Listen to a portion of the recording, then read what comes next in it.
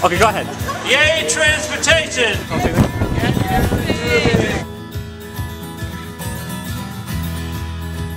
This is a banner that I painted this week for the lobby day that we held today in Annapolis. I would say today was really a perfect storm because we just heard from the governor about an ambitious plan to raise transportation revenues.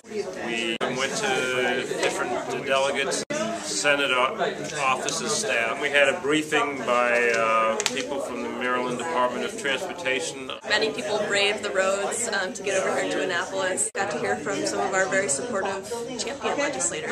We're so glad that the governor came up with a plan and that the speaker and the president are behind it. Delighted to have everybody here from the Get Maryland Moving Coalition holding these gravestones of the wonderful projects that will die. Every region of the state is represented because the Transportation Trust Fund funds important critical infrastructure projects around the state. Our roads and bridges, our poor, our transit priorities. There's something in it for everyone. My friends in the legislature who live in rural areas, I've invited them to come over to Rockville to see what traffic is really like. Economic development is one of the most important things for us all. We're talking 15,000 construction jobs alone to get this project moving. It used to move us between our jobs and goods and services.